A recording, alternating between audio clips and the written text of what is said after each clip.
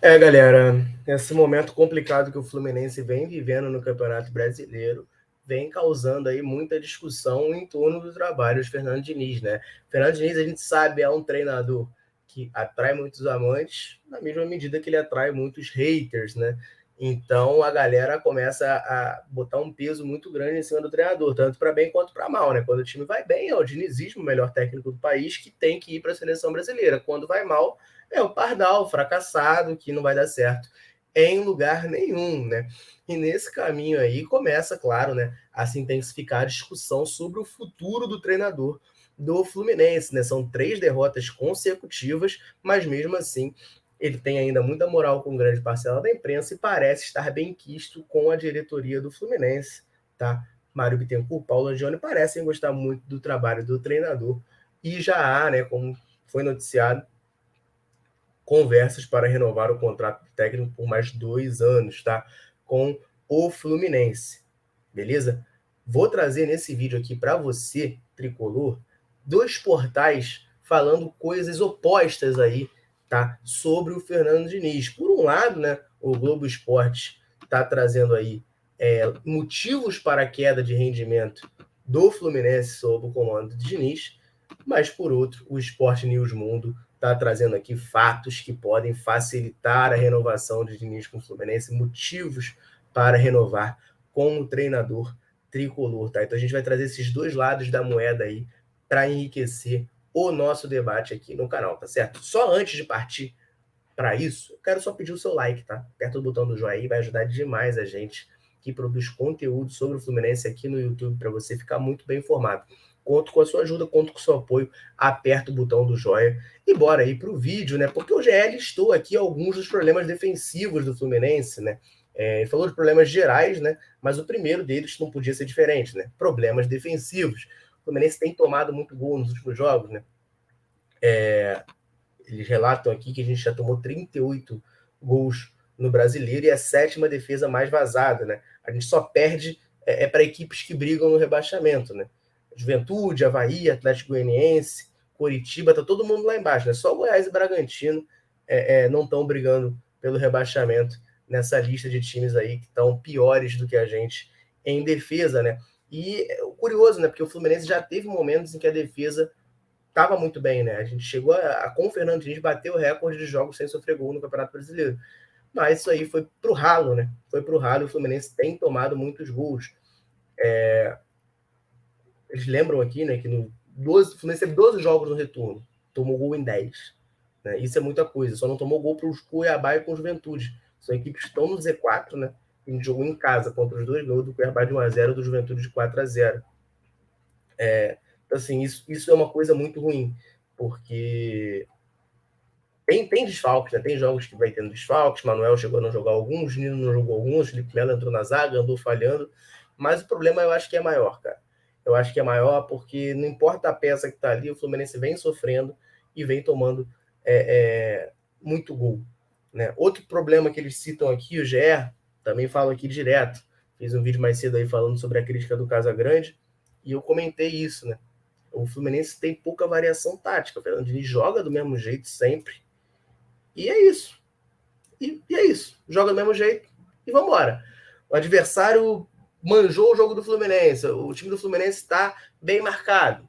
Dane-se, vai continuar jogando do mesmo jeito. Vai montar aquela roda de bobinho e vai ficar trocando passe ali.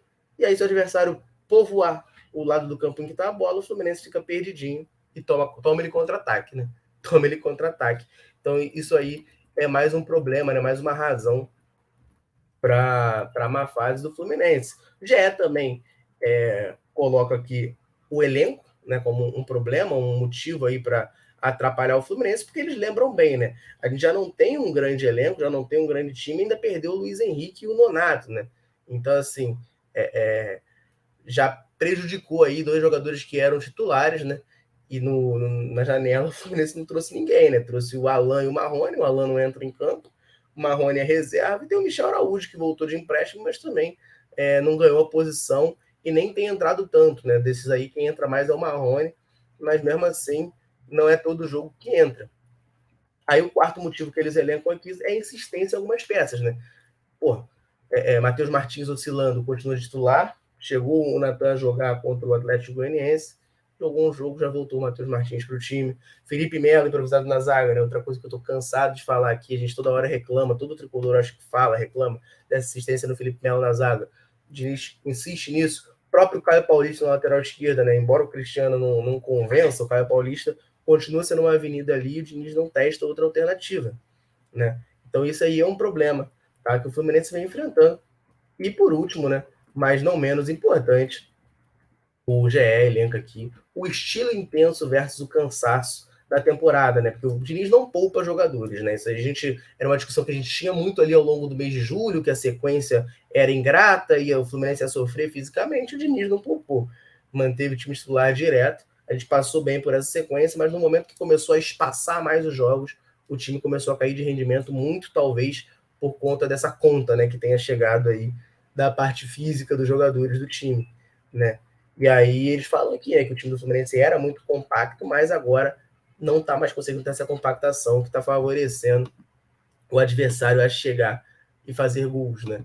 E aí acaba, enfim, o time acaba sofrendo muito, né? Com essa falta de compactação, tá? Em campo. Já por outro lado, né? Esses aí são os pontos do GE para criticar o trabalho do Fernando Diniz. Por outro lado, o Sport News Mundo traz aqui os elogios, né? Os fatores que podem fazer o Fernando Diniz renovar com o Fluminense, que podem facilitar, que podem ser argumentos, tá?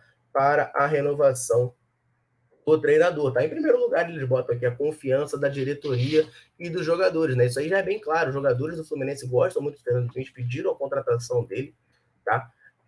Parecem ter comprado a ideia do treinador, embora o time esteja mal, né?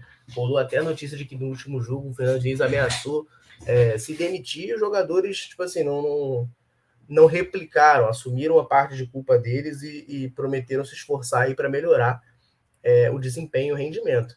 Então, assim, essa boa relação com os jogadores e com a diretoria ajuda muito o treinador, tá? Eles também citam aqui identificação com o Fluminense, com o elenco.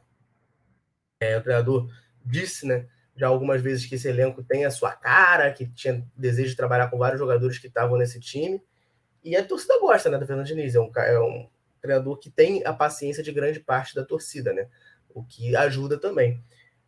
Esse ponto, para mim, contrasta, né, claramente com a parte do elenco enxuto, porque se o elenco foi montado com a cara do treinador e é do jeito que ele queria, então não tem muito como ele reclamar das peças, né?